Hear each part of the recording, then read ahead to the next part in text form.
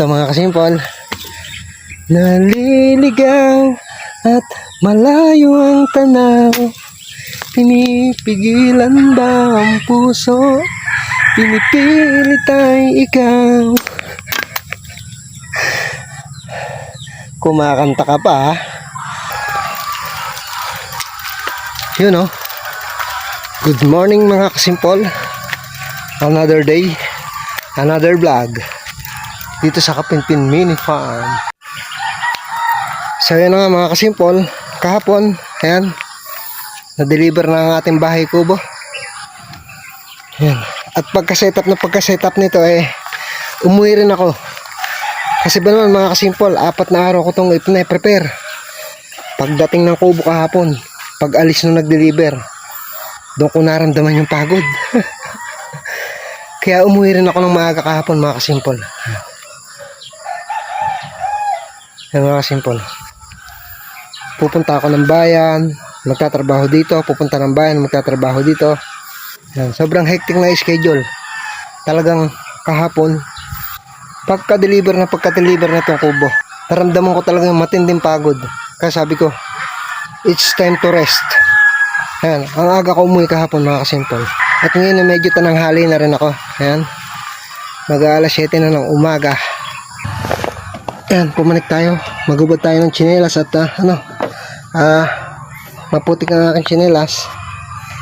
Ito mga kasimpol, dito na ako sa loob ng kubo dito sa Kapinpin Mini Farm. Sarap magpahinga mga kasimpol.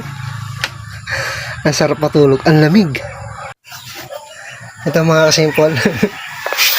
Para tuloy tinatamad na ako magtrabaho Ayan, may mga bibi, may mga ano ba to, bibi pa to, pato. Ayan mga kasimpol. Ayan, ginagawang ano to tawiran mga bibi mga kasimpol. Nakakatuwa. Ito mga kasimpol, ayan, napaupo na. Parang tinatamad na ako magtrabaho. Magtatabas ako doon sa sa kabilang side. Yan, sa labas ng bakod. Yung nakaharang doon sa kabilang lupa. Yung lupa ng kapitbahay. Yung mga madre kakao na nakahapay doon, tatanggalin natin para luminis. Yan. So yan mga kasimpol, trabaho na muna tayo.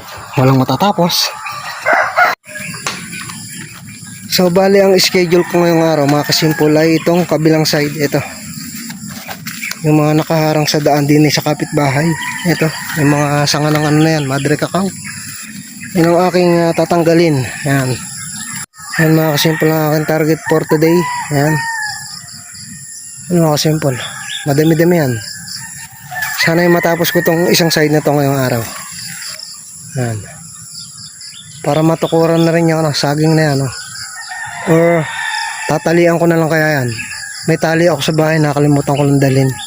Isang Pinoy sa puso tira, Pinoy na isinilang sa ating bansa. Ako'y hindi sanay sa wikang mga banyaga. Ako'y Pinoy na mayroong sariling wika. Wikang pambansa ang gamit kong salita.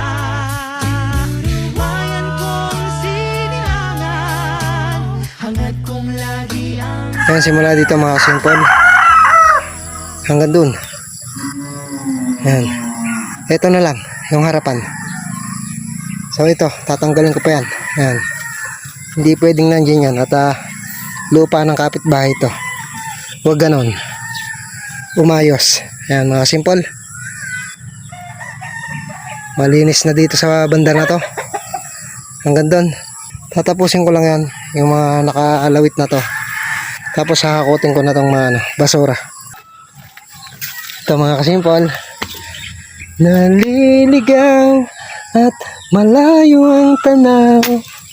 Pinipigilan ba ang puso? Pinipilit ay ikaw.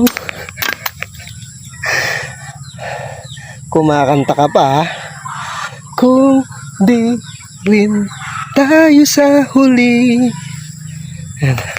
Nakapraso na mga kasimpol, kaya ako napapakanta na matatapos ko na isang side Ito na lang, yari na isang side. Pero syempre, yung mga basura, tatanggalin pa natin yan. Kasimpol. Hingal ka ba yung mga kasimpol? Ito mga kasimpol. Where do you like it or not? Sa ayaw at sa gusto nyo, mag-update ako. Ito. Yan mga kasimpol. Ngatal naman ang ano ko kamay Ayan o.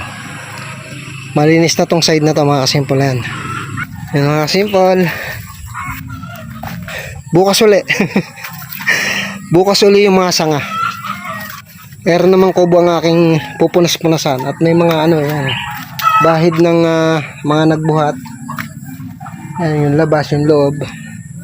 Kailangan punasan. May dala akong basahan na basa. Ako'y isang Pinoy sa puso't diwa. Pinoy na isinilang sa ating bansa. Ako'y hindi sanay sa wikang mga banyaga. Ako'y Pinoy na mayroong sariling wika. Wikang pambansa ang gamit kong salita. Bayan kong sinilangan, hangad kong lagi ang kalayaan. Ako'y isang Pinoy sa puso't diwa. Pinoy na isinilang sa ating bansa. Pag dumating na yung yung ilaw kong in order, camping light yon. Tsaka tumitingin din ako ng ang tent mga kasimpol. Bala akong mag-overnight camping dito sa labas. Magluluto ako ng pagkain ko. Overnight camping dyan. Yan, sa harapan. Yan mga kasimpol. Bibili ko ng tent. Tsaka ako maglalatag ng tent dyan. Mag-overnight ako dyan. Diba? Mas maganda nga, umuulan para may thrill. Yun ang mga plano ko rito mga kasimpol. Yun ang mga plano ko rito. Mag-relax.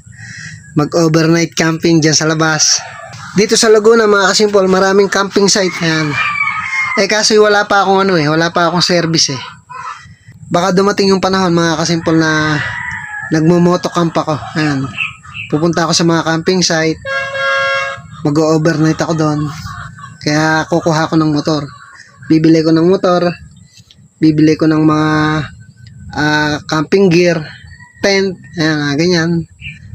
Camping chair, camping table, lutuan, basta ganun.